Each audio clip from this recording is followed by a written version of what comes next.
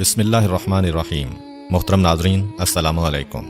ایک یہودی کو رسول خدا صلی اللہ علیہ وآلہ وسلم سے چند دینار قرض واپس لینا تھا۔ ایک دن آپ راستے میں جا رہے تھے کہ وہ یہودی آپ کے پاس آیا اور اس نے کہا، جب تک آپ میرا قرض ادا نہیں کریں گے اس وقت تک میں آپ کو یہاں سے نہیں جانے دوں گا۔ نبی اکرم صلی اللہ علیہ وآلہ وسلم نے فرمایا، اس وقت ادائیگی کے لیے میرے پاس کچھ بھی نہیں ہے۔ یہودی نے کہا، جب تک آپ میرا قرض واپس نہیں دیں گے میں بھی آپ کو یہاں سے جانے نہیں دوں گا۔ آپ نے فرمایا، اگر یہ بات ہے تو میں تیرے ساتھ یہیں بیٹھ جاتا ہوں۔ یہ کہہ کر آپ اس کے ساتھ بیٹھ گئے۔ جیسے جیسے وقت گزرتا گیا آپ کے صحابہ وہاں جمع ہوتے گئے۔ جب انہوں نے یہودی کی یہ جسارت دیکھی تو انہوں نے اس کو سزا دینے کا ارادہ کیا۔ آپ نے انہیں ہر طرح کی تادیبی کارروائی سے روک دیا اور فرمایا کہ تم دور چلے جاؤ۔ حکم رسول کے تحت صحابہ دور چلے گئے۔ سورج لمحہ بلمحہ گرم ہو رہا تھا اور اس کی تپش سے آپ کو اذیت پہنچ رہی تھی، یہاں تک کہ آپ کے چہرہ اطہر سے پسینہ بہنے لگا۔ اس کے باوجود آپ نے کسی طرح کے غصہ کا اظہار نہ کیا اور کوئی سخت جملہ نہ کہا۔ آپ سارا دن وہیں بیٹھے رہے اور ظہر، عصر اور مغرب و عشاء کی نمازیں وہیں پڑھیں۔ پھر رات چھا گئی، آپ نے رات بھی وہیں بسر کی اور فجر کی نماز بھی وہیں پڑھی۔ صحابہ یہودی کو ڈرانے دھمکانے لگے۔ آپ نے فرمایا، تم اس سے یہ کیسا سلوک کر رہے ہو؟ صحابہ نے کہا، یا رسول اللہ، اس کی یہ جرت کہ آپ کو یرغمال بنا کر اپنے پاس بٹھا لے۔ حضرت صلی اللہ علیہ وآلہ وسلم نے فرمایا، اللہ نے مجھے اس لیے نہیں بھیجا کہ میں کسی ہم پیمان یا کسی اور پر ظلم کروں۔ جب دن چڑھا تو یہودی نے کلمہ اسلام پڑھتے ہوئے کہا، اشہد ان لا الہ الا اللہ و اشہد ان محمدًا عبدہ و رسولہ۔ میں اپنی دولت کا ایک حصہ راہ خدا میں دیتا ہوں۔ میں نے آپ کو اس لیے نہیں روکا تھا کہ میں آپ کی توہین کروں، اس ذریعے سے میں آپ کے پیمانہ صبر کو آزمانا چاہتا تھا، کیونکہ تورات میں میں نے آپ کی یہ صفت پڑھی ہے، محمد بن عبداللہ مکہ میں پیدا ہوگا اور طیبہ کی طرف ہجرت کرے گا۔ وہ تندخو اور سخت مزاج اور بیہودہ گوئی کرنے والا نہ ہوگا اور کوئی جھوٹی بات زبان سے نہیں کہے گا۔ اس طرح سے میں نے آپ کو یہاں رکھ کر اس بات کی تصدیق کی ہے کہ تورات نے بالکل سچ کہا تھا۔ رسول اکرم صلی اللہ علیہ وآلہ وسلم مبعوث و رسالت ہونے کے 3 سال بعد تک خفیہ طور پر دعوت اسلام دیتے رہے۔ اس کے بعد اللہ تعالیٰ نے آپ کو حکم دیا کہ آپ کھل کر اللہ کا پیغام پہنچائیں اور لوگوں کو خدا کی طرف دعوت دیں۔ ایام حج شروع ہوئے تو پورے جزیرۃ العرب سے لوگ مکہ کی طرف آنا شروع ہوئے۔ نبی اکرم صلی اللہ علیہ وآلہ وسلم کوہ صفا پر چڑھے اور آپ نے بلند آواز سے فرمایا، لوگو، میں اللہ کا رسول ہوں، تم اللہ رب العالمین پر ایمان لے آؤ۔ لوگ آپ کی طرف متوجہ ہوئے اور انہوں نے تعجب سے یہ اعلان سنا اور سب کی خواہش ہوئی کہ وہ اعلان کرنے والے کو دیکھیں۔ پھر آپ صفا سے اتر کر مروہ آئے اور وہاں پر بھی آپ نے 3 بار یہی اعلان کیا۔ جب ابو جہل نے حضرت صلی اللہ علیہ وآلہ وسلم کا یہ اعلان سنا تو اسے سخت غصہ آیا۔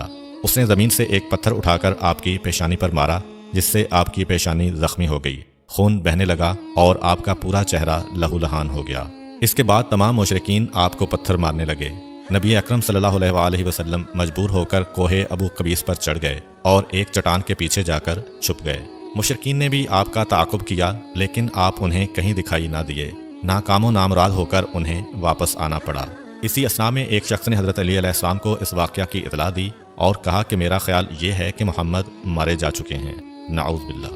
یہ سن کر حضرت علی علیہ السلام کو شدید دکھ ہوا اور آپ ام المومنین حضرت خدیجہ الکبریٰ سلام اللہ علیہ کے پاس آئے اور ان سے کہا، میں نے سنا ہے کہ مشرکین نے رسول خدا صلی اللہ علیہ وآلہ وسلم پر سنگ باری کی ہے اور بعض لوگوں کا یہ گمان ہے کہ نبی اکرم شہید ہو گئے ہیں۔ آپ روٹی پانی اٹھائیں اور میرے ساتھ انہیں تلاش کرنے کے لیے چلیں، ممکن ہے ہمیں ان کا کہیں نشان مل جائے۔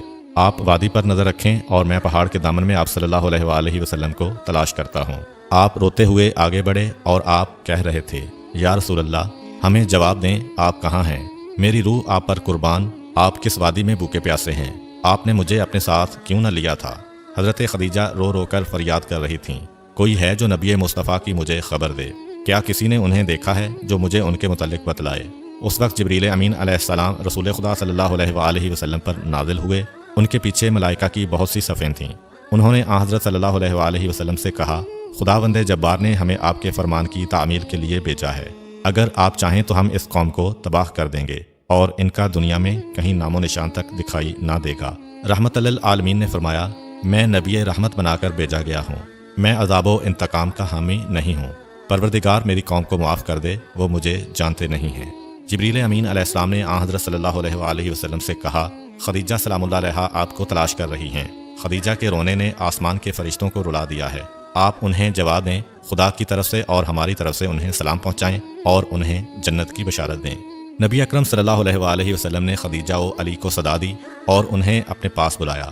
دونوں شخصیات آپ کی خدمت میں حاضر ہوئیں۔ انہوں نے آپ کی پیشانی پر پٹی باندھی اور گھر لے آئے۔ جب مشرکین کو معلوم ہوا کہ نبی اکرم صلی اللہ علیہ وآلہ وسلم اپنے گھر آ چکے ہیں تو انہوں نے گھر کا محاصرہ کر لیا اور سنگ باری شروع کر دی۔ حضرت علی علیہ السلام اور حضرت خدیجہ سلام اللہ علیہا آپ کا دفاع کرنے لگے۔ جب سنگ باری میں معمولی سا وقفہ ہوا تو حضرت خدیجہ گھر سے نکلیں اور انہوں نے چیخ کر کہا، فرزندان قریش، کیا تم سے حیا رخصت ہو گئی ہے؟ تم اپنے قبیلہ کی معزز اور محترم خاتون کے گھر پر سنگ باری کرنے لگے ہو۔ اگر تمہیں خدا کا خوف نہیں ہے تو دوسرے لوگوں کو اپنے اوپر ہنسنے کا موقع نہ دو اور اپنے لیے ہمیشہ کی ذلت و بدنامی تو نہ خریدو۔ جب مشرکین نے حضرت خدیجہ سلام اللہ علیہا کی گفتگو سنی تو ندامت کے مارے ان کے سر جھک گئے اور وہ شرمندہ ہو کر اپنے گھروں کو چلے گئے۔ نبی اکرم صلی اللہ علیہ وآلہ وسلم نے دعوت اسلام کا آغاز ان روح فرسا واقعات کے ساتھ کیا تھا۔ آپ پر کروڑوں سلام ہوں۔ آپ نے لوگوں کو گمراہی و ضلالت سے بچانے کے لیے قدم قدم پر تکالیف اٹھائیں اور صدمے برداشت کیے۔ امید کرتا ہوں کہ آپ کو آج کی ویڈیو اچھی لگی ہوگی۔ اگر آپ کو ہماری ویڈیو اچھی لگی ہے تو ویڈیو کو لائک کریں اور مزید اس طرح کی ویڈیوز دیکھنے کے لیے ہمارا چینل سبسکرائب کر لیں۔ ملتے ہیں نیکسٹ ویڈیو میں، اجازت دیجیے، اللہ حافظ۔